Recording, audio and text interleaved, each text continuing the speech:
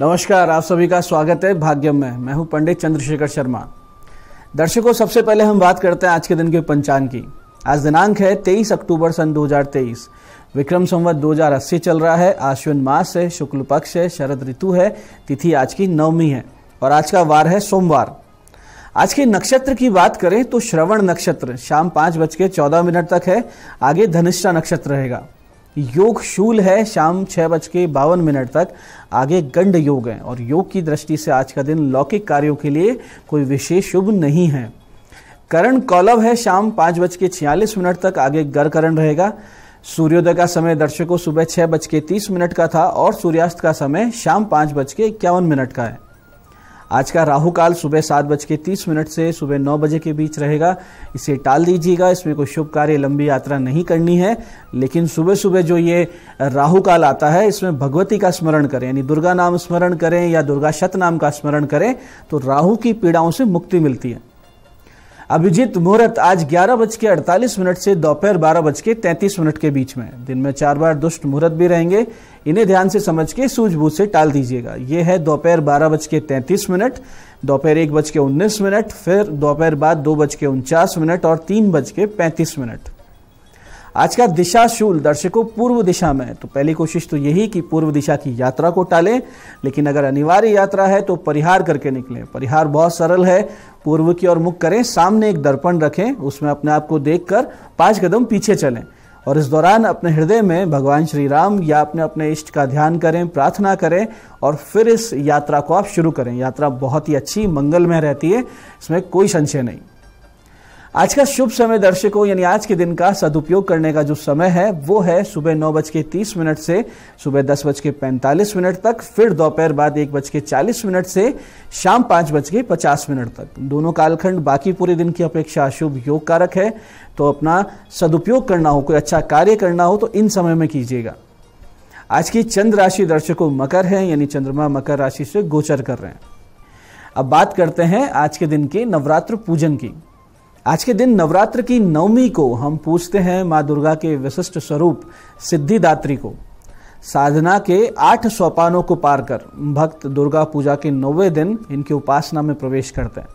ऐसे भक्त के लिए माँ भगवती का परम सानिध्य ही उसका सर्वस्व हो जाता है। इस परम पद को पाने के बाद उसे किसी भी अन्य वस्तु की कोई आवश्यकता, कोई इच्छा नहीं रहती है।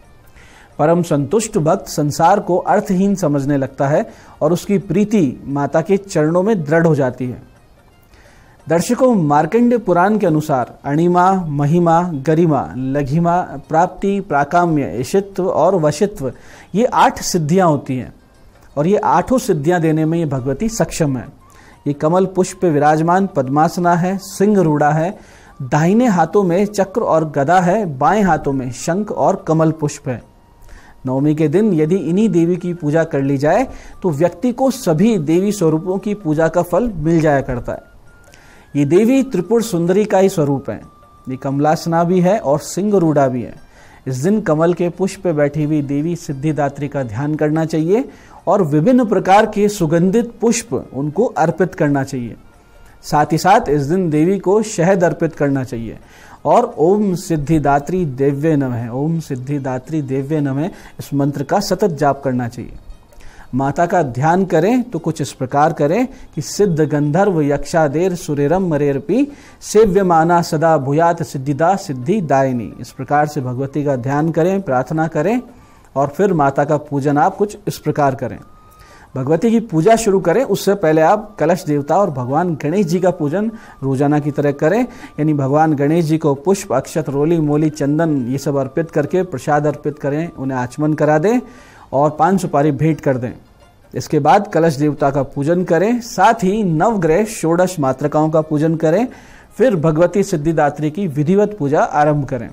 इसके लिए माता को पंचामृत से स्नान करवाएं, उन्हें पुष्प, अक्षत, कुमकुम, सिंदूर, 5 सुपारी, वस्त्र, वस्तुएं अर्पित करें। भोग लगाकर फिर माता का आह्वान करें जो इस प्रकार है।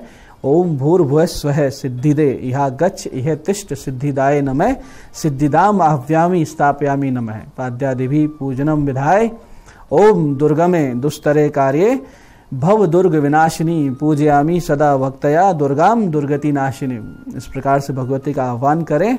फिर माता के मंत्र ह्रीं क्लीं ऐं सिद्धये नमः, ह्रीं क्लीं ऐं सिद्धये नमः, या फिर ओम देवी सिद्धिदात्रे नमः। इनका यथाशक्ति जितना अधिक कर सके उतना जप करें। उसके बाद में अपने नित्य देवी पाठ इन सब का पाठ करें। अंत में आरती और क्षमा प्रार्थना करें। पूजा के लिए कुश और कम्बल के पवित्र आसन पर आपको बैठना है इस पूजा के लिए, और माला में रुद्राक्ष या स्फटिक की माला लेनी। सफेद या रक्त वर्णी पुष्पों से पूजन करना है। संभव हो तो आज के दिन 9 कमल के पुष्प आप पूजन में अवश्य रखें।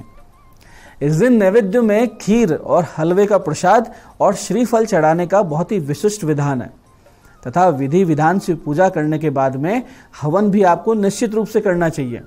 इसके बाद प्रत्येक देवी के निमित्त एक कन्या, इस प्रकार से 9 कन्याओं का और एक बालक बटुक के प्रतीक के रूप में, बटुक के स्वरूप के रूप में पूजन करें। उन्हें भोजन कराएं, यथाशक्ति उन्हें दक्षिणा वस्त्र आदि भेंट करें और उनका आशीर्वाद लें। इस प्रकार श्रद्धा सहित पूजन को आप संपन्न करें, जिससे वांछित फल प्राप्त होंगे। माँ की कृपा से संसार में भक्तों को जीवन में सुख शांति की प्राप्ति निश्चित रूप से होती है। दर्शकों, नवमी के दिन हवन का बहुत ही विशिष्ट महत्व है। जिनको आर्थिक उन्नति चाहिए उनको मखाने और खीर का हवन करना चाहिए।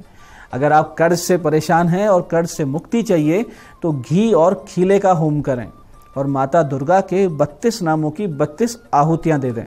संतान से संबंधित जो समस्याएं चल रही है तो माखन मिश्री का हवन करें। ग्रह परेशान कर रहे हैं, ग्रह पीड़ा चल रही है तो ग्रह शांति के लिए और आत्म कल्याण के लिए काले तिल और जौ से हवन करें।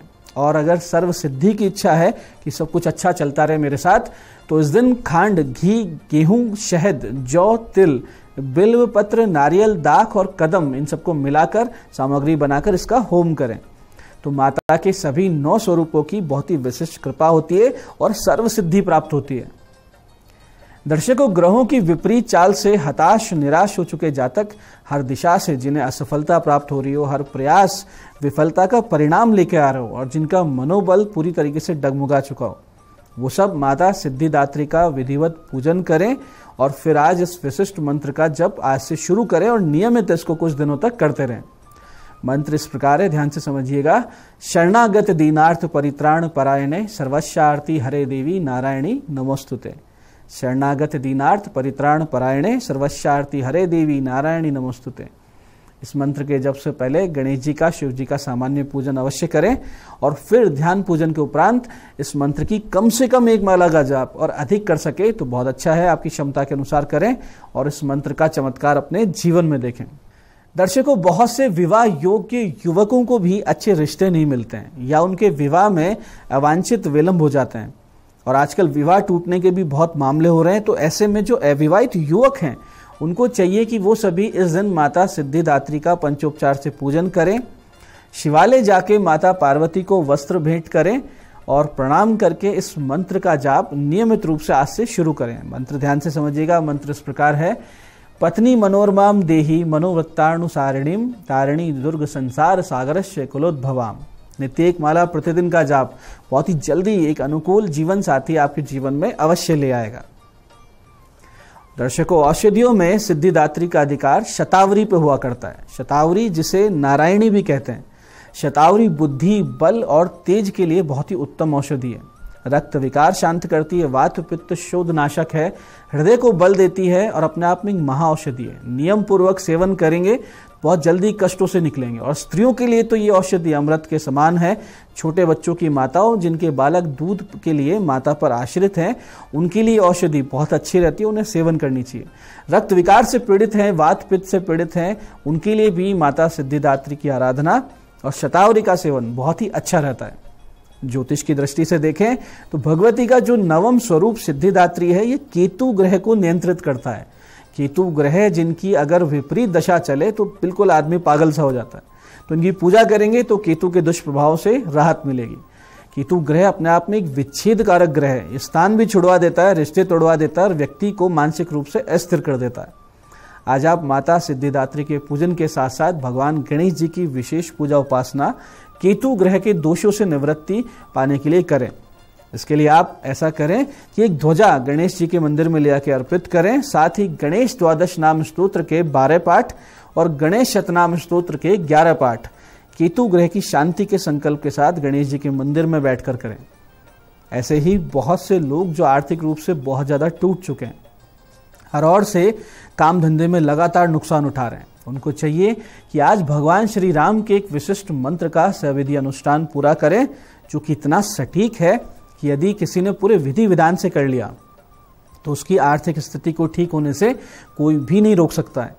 इसके लिए आपको करना सिर्फ ये है कि सबसे पहले भगवान गणेश जी का पंचोपचार से पूजन करें और फिर सीताराम जी का पंचोपचार से पूजन करें।